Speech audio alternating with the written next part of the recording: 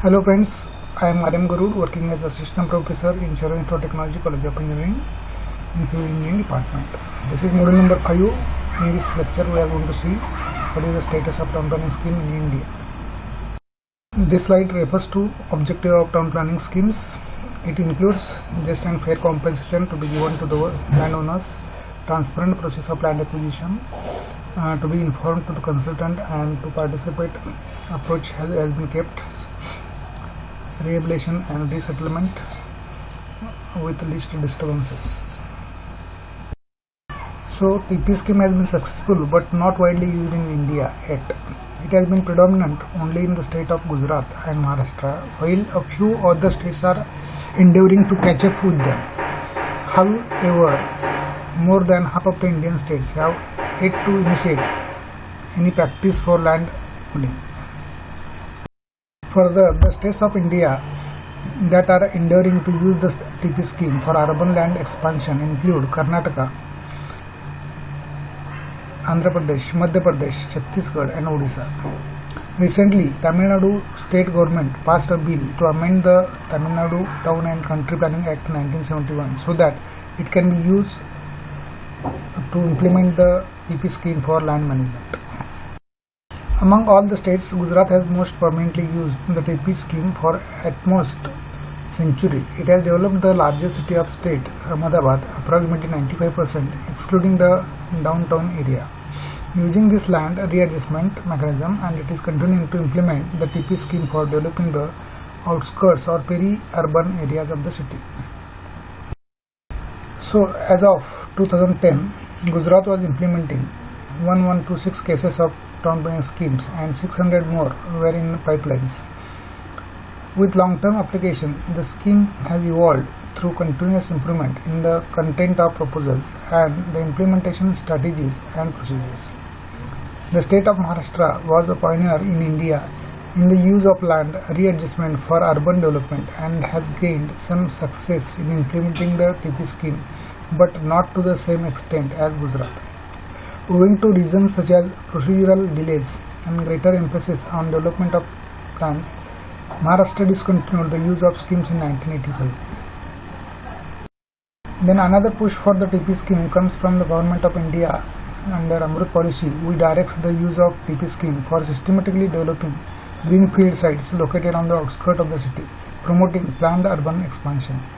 In accordance with the directive, the ministry will monitor the physical and financial process of implementing the town planning schemes and train the city and the state official in carrying out the process. While land and its development are a state subject, the central government is intervening for the first time to give a boost to this scheme and train the planners and practitioners in multiple states of India to scale up the TP scheme. So in this slide we are going to see the TP scheme procedure. The process of planning and executing the TP scheme is comprehensive and long, involving many steps. For instance, it has 50 steps for Gujarat. It typically takes up 4 years to implement the scheme, and completion should ideally take place within the stipulated time as the Act of the state determines. It is a 3-stage process for drafting plans and seeking approval, such as draft, preliminary and final. The illustration below shows the broad procedure that Gujarat follows. So in this slide we are going to see the role of town planning officer. The appointment of town planning officer of a quasi-judicial officer, the town planning officer follows the approval of draft the TP scheme. The TPO's task is to deal with each landowner on the following: the physical planning proposal, the shape and location of the final plot, and he has to see the final financial proposal, the compensation and betterment issues. This slide shows the broad procedure of town planning as in the state of Gujarat, which is adopted in India also. Initially, the procedure is divided into 3 stages, that is draft scheme, preliminary scheme and final scheme. In the draft scheme, declaration of intent to prepare the TP scheme by the government, then surveys of area and boundary delineation has been done, Then the development authority prepares the draft scheme twice and invites consultation, objection and public participation twice. It revises the plan twice based on the objection and suggestion and then finalizes the draft of TP scheme. Then it submits the draft TP scheme to the state government for approval. Once approved, it is called sanctioned draft TP scheme. Then sanction.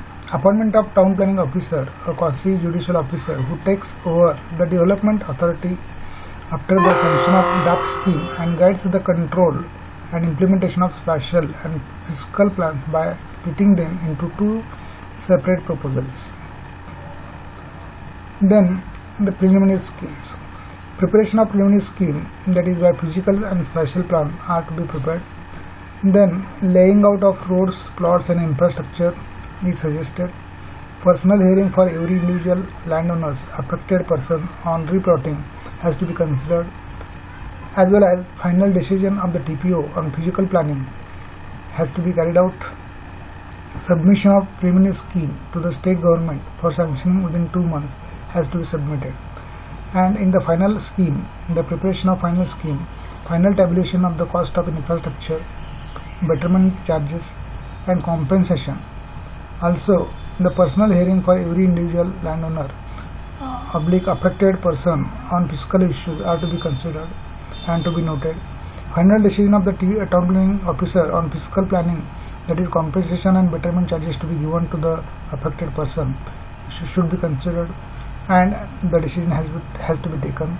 And thereafter, the submission of fiscal scheme to the state government for sanctioning within 3 months. Eventually, the TPO demarcates the final plot on the ground and hands it over to the owner. The town planning officer divides the sanctioned draft TP scheme into 2 parts to enable better functioning. A preliminary TP scheme to deal with physical planning proposal and a final TP scheme to deal with the financial proposals. The TPO hears the grievances and objections of each landowner on the physical and fiscal plans and revises the preliminary and the final schemes respectively. For the finalization of preliminary schemes, the TPO can seek inputs from the state government, local authority and development authority. So in this slide we are going to see what are the shortcomings of TP schemes, concept and procedures. The method is very comprehensive and hence time consuming. This is the shortcoming of town planning schemes. While the state government typically allocate 2 to 4 years to planning and implementing the town planning scheme from the time of notification or showing intent, the process usually takes longer than that given the amount of consultation and the delays in approval at multiple stages. In some places in Gujarat, the TP scheme has remained unfinished for more than 50 to 20 years. The complexity in executing the schemes requires established guidelines, and trained planners and officials and developing authorities do not always have appropriate human resources. The success of scheme is highly reliant on the role of town planning officer, and if this position holder is not a strong candidate, then the scheme becomes a challenge. In fact, the TPO should have the support of other skilled officers in managing the project, which is typically large enough to be under the leadership of just one person. Then an assessment of the betterment charges takes place at the beginning of process. When the scheme is under preparation to fund the infrastructure development cost due to inordinate delays in finalizing the schemes, the cost of infrastructure provision usually increases, creating a viability gap in meeting the project development cost. Further, the TP schemes discriminates against land leaseholders and renters by not allowing them to participate in the consultation process during the planning, designing and implementation of the scheme. Only registered landowners are engaged. This is a slide related to development control rules, which is the legal tool with a town planner under which he can acquire the land. The types of development control are Town and Country Planning Act, Zoning Regulation, Slum Clearance Act, Building Bylaws, Periphery Control Act and Land Acquisition Act. So these are the legal tools with which the town planner can or TPO can acquire the land for distribution purpose. In this slide we are going to see the Land Acquisition Act. This act contains 55 sections. It came into force from 1894 and amended in the year 1984. The objective of Land Acquisition Act was to empower government to acquire private land for public purposes or company. The complexity in executing the schemes requires established guidelines and trained planners and officials, and developing authorities do not always have appropriate human resources. The success of scheme is highly reliant on the role of town planning officer, and if this position holder is not a strong candidate, then the scheme becomes a challenge. In fact, the TPO should have the support of other skilled officers in managing the project, which is typically large enough to be under the leadership of just one person.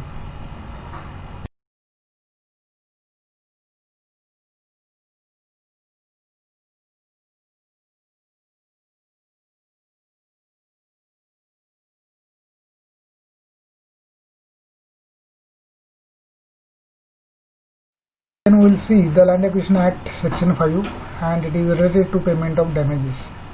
Section 5 of the Act postulates payment of compensation for damage done to land during the course of surveying and doing all other acts under the Act.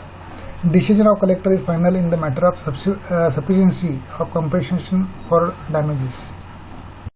Further, hearing objection under Section 5A has to be carried out for any person interested object to the acquisition of land within 30 days from the date of publication of 4/1 notification. It shall be made to the collector in writing. The collector shall give an opportunity to such a person or any person authorized by him or pleader. After making further, if any necessary inquiry, make a report to government with recommendation together with record of proceedings. Decision of the government is final. Eventually, the TPO demarcates the final plot on the ground and hands it over to the owner. The town planning officer divides the sanctioned draft TP scheme into two parts to enable better functioning: a preliminary TP scheme to deal with physical planning proposal and a final TP scheme to deal with the financial proposals. The TPO hears the grievances and objections of each landowner on the physical and fiscal plans and revises the preliminary and the final schemes respectively. Then under Land Acquisition Act Section 9, notice to the concerned is given and declaration that the land is required for the public purpose. After considering the report under Section 5A within 1 year from the date of publication of notification, draft shall be prepared in official gazette, 2 daily newspapers circulating in the locality in which the land is situated, and at least one of them shall be in regional language and shall cause public notice of the substance of the declaration at convenient places in the said locality. This is Section 11, Award by Authority under Land Acquisition Act. On the day fixed, collector to inquire into the claims and objection of persons interested with regard to measurement value of land and respective claims and make an award of true area of land, compensation to be allowed, and apportionment has to be carried out. And under Section 16, taking possession, and under 17, possession in emergency, and under Section 18 of Land Acquisition Act referring to court are the procedures to be followed. So in this slide we are going to see the TP scheme procedure. The process of planning and executing the TP scheme is comprehensive and long, involving many steps. For instance, it has 50 steps for Gujarat. It typically takes up 4 years to implement the scheme, and completion should ideally take place within. This is a slide related to Chapter Scheme of New Act. Chapter 11 considers the content, that is preliminary, and it is covered under the section 81 to 83. 12th chapter considers the content, offences and penalties, and they are covered in the section 84 to 90. Chapter 13 considered the miscellaneous content, and it is included in the section 91 to 114. Similarly, in the first schedule, it is regarding the compensation of landowners has been covered under the section 30/2, whereas the second schedule considers the element of rehabilitation and resettlement entitlements for all affected families, both landowners and the family whose livelihood is primarily dependent on land acquired, in addition to those provided in the first schedule, and they are covered in the section as per 31(1), 38(1), and 1053. Third schedule considers the provision of infrastructure amenities, and the relevant sections are 32, 38(1) and 105(3). Whereas fourth schedule considers list of enactment regulating land acquisition and rehabilitation and resettlement, and the content is covered in the section 105. This slide refers to the system of land acquisition and how the government under its control functions or directs the officers in the respective mode in order to transfer the land or in order to acquire the land.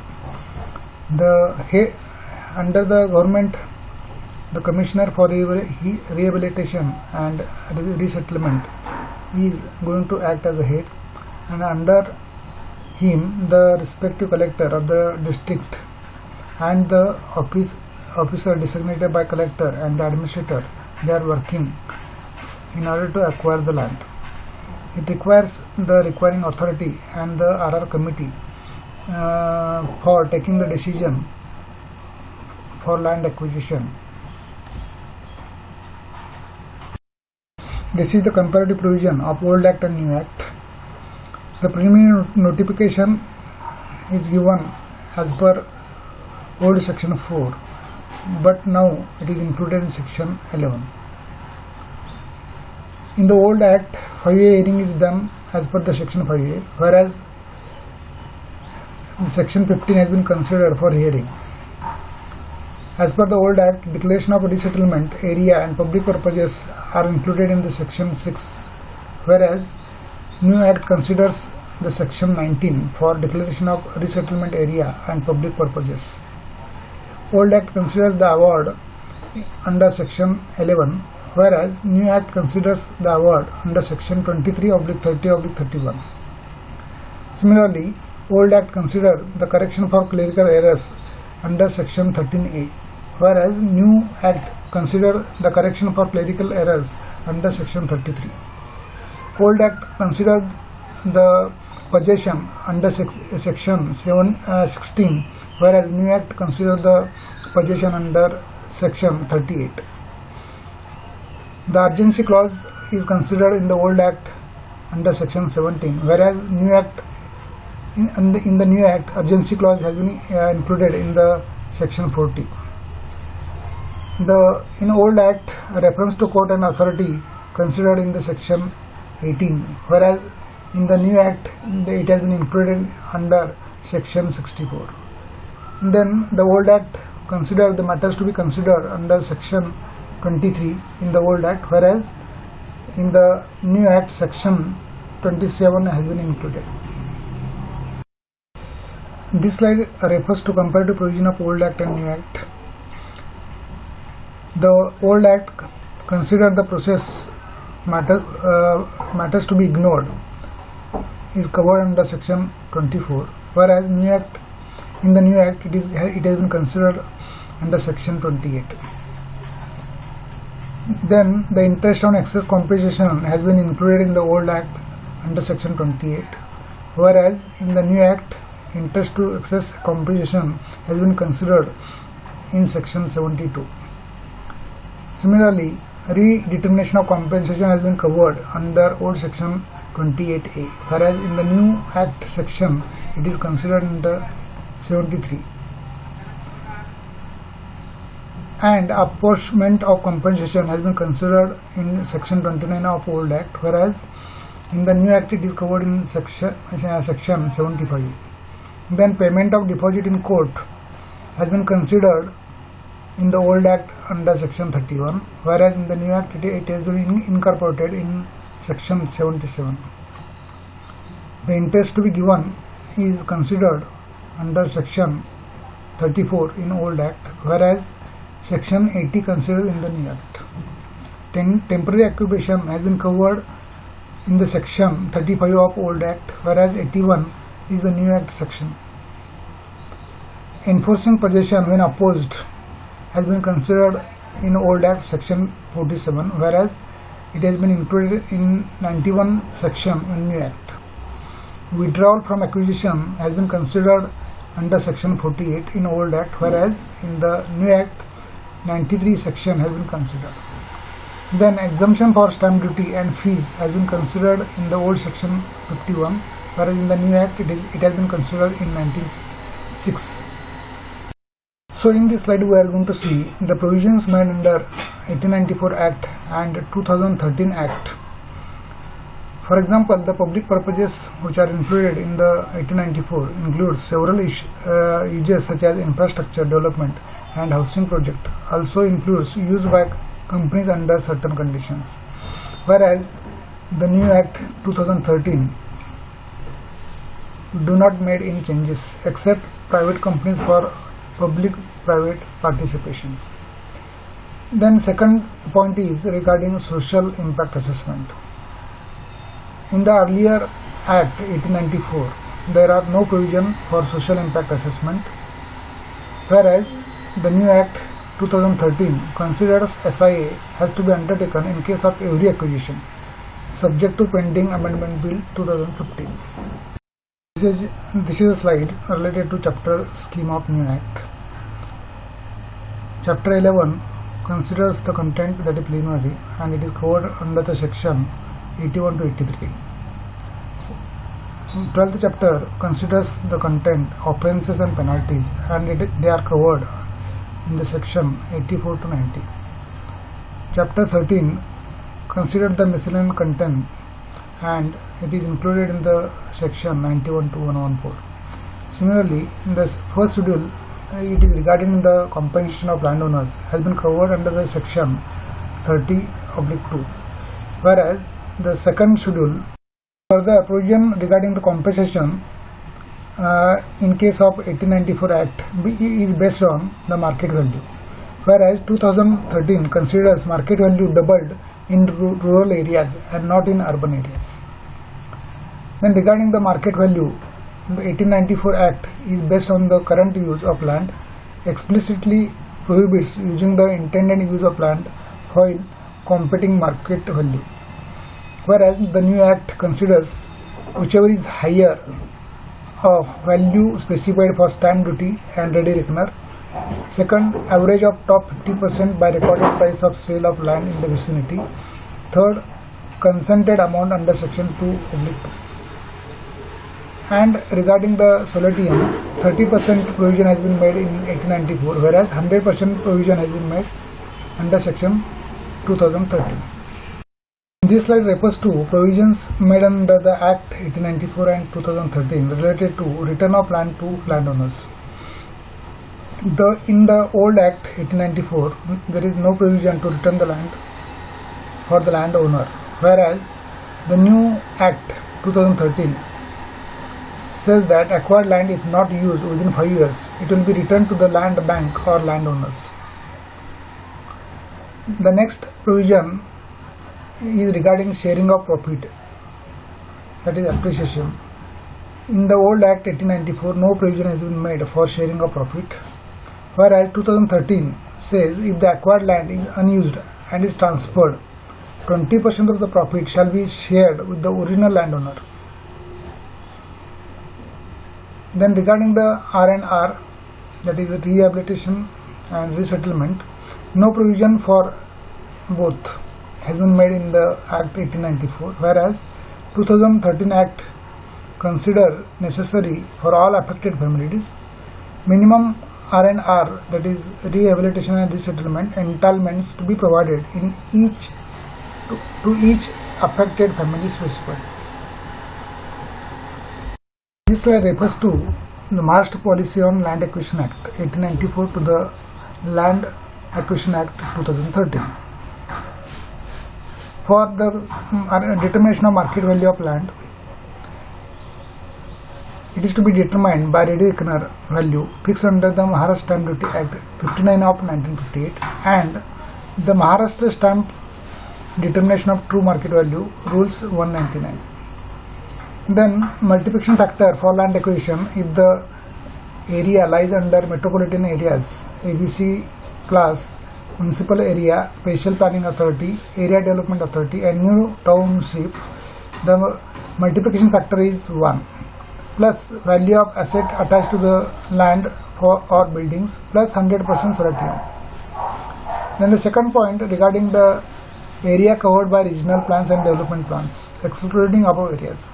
The multiplication factor for land composition is 1.5 plus value of asset attached to land or buildings plus 100% surety.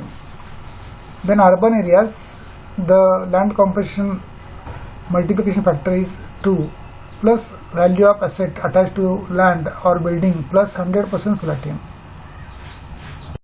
Then an assessment of the betterment charges takes place at the beginning of process when the scheme is under preparation to fund the infrastructure development cost. Due to inordinate delays in finalizing the schemes, the cost of infrastructure provision usually increases, creating a viability gap in meeting the project development cost.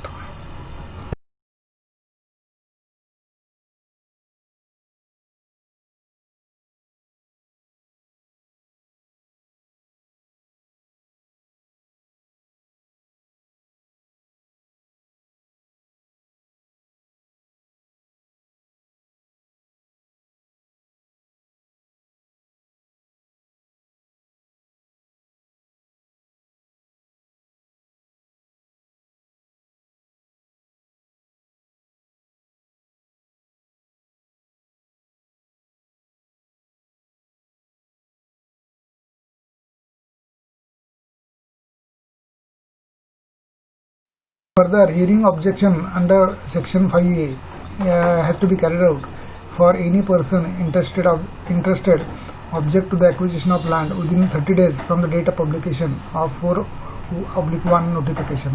It shall be made to the collector in writing. The collector shall give an opportunity to such a person or any person authorized by him or pleader. After making further, if any necessary inquiry, make a report to government with recommendation together with record of proceedings. Decision of the government is final.